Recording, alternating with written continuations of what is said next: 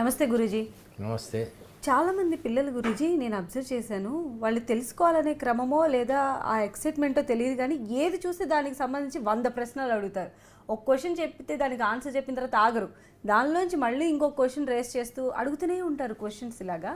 అయితే అసలు ఒక ఆ సందర్భంలో ఆ పర్టికులర్ మూమెంట్లో పేరెంట్స్ రియాక్షన్ ఎలా ఉంటుందని మీ ఉద్దేశం? ఒక క్వశ్చన్ ఆన్సర్ చెప్తాం, రెండోది కూడా పేషెన్స్గా చెప్తాం, మూడోది వెతుక్కొని చెప్తాం, ఇక నాలుగో దగ్గర నుంచి అరే ఆపరా బాబు అంటాం. విసిగించకరా నాయన, ఆపరా నాయన, రకరకాలుగా. సో అంటే అసలు ఎలా ఉండాలి చైల్డ్కి పేరెంట్కి ఆ సందర్భంలో? స్టోరీ చెప్తానండి, బాగుంటుంది. ఒక ట్రైన్లో ఒక ఫాదరు ఒక కొడుకు వాడి కొడుకు వెళ్తున్నారు. ఈ చిన్న కొడుకేమో 10 ఏళ్ళు 12 ఏళ్ళు, పెద్దోడేమో ఎలక్ట్రానిక్ ఇంజనీరు, కంప్యూటర్ మీలాగే కంప్యూటర్ మీద పని చేసుకుంటున్నాడు ట్రైన్లో కూడా. ఫాదరు తాతగారు పక్కన కూర్చొని ఉన్నాడు. ఈ కొడుకు ఏదో ప్రశ్న అడిగాడు. అడిగితే వాడు ఊరుకరా గొడవ చేయకు, పని చేయించుకునేవ్వా, ఏది మామూలు మీరు అందరూ అనే మాటలే అన్నాడు.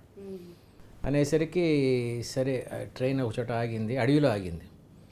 ఒక చెట్టు ఉంది, చెట్టు మీద ఒక కాకి వచ్చి ఆగింది. అప్పుడు తాతగారు కొడుకుని అడిగాడు, ఏంట్రా పక్షి నల్లగా ఉంది ఏంటంటే, అది కాకినా అన్న అన్నాడు. కాకులు నల్లగా ఉంటాయి, కొన్ని తెల్లగా గోధుమ రంగులో ఉన్న కాకులు కూడా ఉంటాయి కదరా అంటే, ఉంటాయేమో నాన్న అవన్నీ ఎందుకంటే, కాదురా కోకిల నల్లగా ఉంటుందిరా, కాకులు 2 రకాలు ఉంటాయి గోధుమలు, ఇందుకే అది కాకంటావా కోకిలు అంటావా అంట. ఏదైతే ఎందుకు నాన్న మనకి ఇప్పుడు ఎందుకు? అవునరా, ఈ కాకికి కోకిలికి సంబంధం ఉంది, దీని గుడ్లు దాంట్లోనో దాని గుడ్లు దీంట్లోనో పెడుతుందంట కదా, ఇది కరెక్ట్. నాన్న విసిగించుకు నన్ను పని చేసుకొని అన్నప్పుడు ఆ యువకుడి మదర్ చెప్తుంది అన్నమాట, ఒరే నీ కొడుకు వయసులో నువ్వు ఉన్నప్పుడు మీ నాన్నని ఇవే ప్రశ్నలు ఇదే కాకి గురించి అడిగినప్పుడు ఇవే ఆన్సర్లు ఆయన ఇలా చెప్పలేదురా, అసలు కాకి కోకిలికి సంబంధం ఏంటి, ఎందుకు గుడ్లు పెడుతుంది, ఇవన్నీ విపులంగా చెప్పుకుంటూ వచ్చాడు. అది నీకు తెలియాలని ఆయన ఈ ప్రశ్నలని నేను అడిగాడు. Don't lose your patient when your child ask something, tell them. అదండి, ఎప్పుడన్నా సరే ఒక కుర్రవాడికి రోజుకి సగటున 40 ప్రశ్నలు వస్తాయంటండి.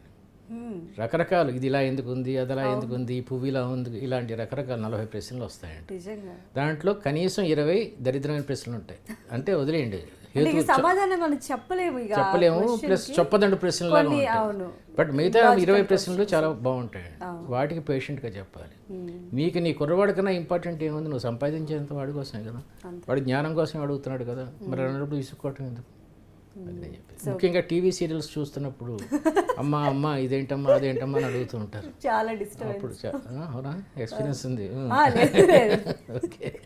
లేదు సార్, అలాంటిది ఏం లేదు.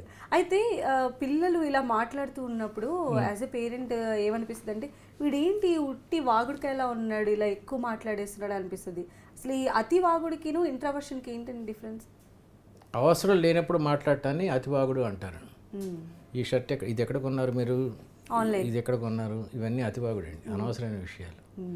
ఒక ట్రైన్లో 2 వెళ్తున్నారంట ఆడవాళ్ళు, 30 ఏళ్ళు 30 ఏళ్ళు. మీ ఆయన ఏం చేస్తూ ఉంటాడని అడిగిందంట.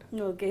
ఈవిడందంటే మా ఆయన పొద్దున్నే లేచి బ్రష్ చేసుకుంటాడండి, తర్వాత స్నానం చేస్తాడు, బ్రేక్ఫాస్ట్ చేస్తాడు, తర్వాత ఆఫీస్కి వెళ్తాడు, సాయంత్రం ఇంటికి వస్తాడు, కొంచెంసేపు భోజనం చేస్తాం, ఆ తర్వాత కూడా చెప్పమంటారా అని అడిగిందంట.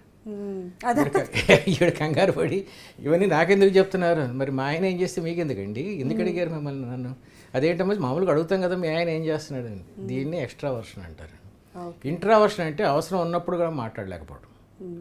ఇది చాలా డేంజర్ అండి. మనం ముఖ్యంగా యూత్లో ఇప్పుడు ఈ స్టూడెంట్స్లో ఇంట్రావర్షన్ ఎక్కువ ఉంటుంది. అంటే వాళ్ళు ఎక్కువ మాట్లాడరు, అవసరం లేనివి మాట్లాడరు, చెప్పలేరు. దాన్ని కార్టిజాల్ ఎఫెక్ట్ అని లాస్ట్ ఎపిసోడ్స్ మనం డిస్కస్ చేసాం. మైండ్ బ్లాంక్ అయిపోతూ ఉంటుంది. సో ఎక్స్ట్రావర్షన్ ఇంట్రావర్షన్ లేకుండా రిజర్వ్డ్నెస్ అనేది మధ్యలో ఒకటి ఉంటుంది. అవసరమైనప్పుడు మాట్లాడటం, మన మీద మంచి అభిప్రాయం కలిగేలా మాట్లాడటం, మర్యాదగా మాట్లాడటం, ఇదంతా రిజర్వ్డ్నెస్. ఒక రిజర్వ్డ్గా ఉన్న వ్యక్తి సడన్గా నీతో క్లోజ్గా ఉంటే చాలా బాగుంటుంది. ఒక అతివాగుడు నీ పక్కన ఉన్న వాళ్ళతో మాట్లాడి నీతో మాట్లాడి అంతా మాట్లాడితే పెద్ద గౌరవం ఉంటుంది. సో మై కాన్సెప్ట్ ఈజ్ రిజర్వ్డ్నెస్. ఓకే.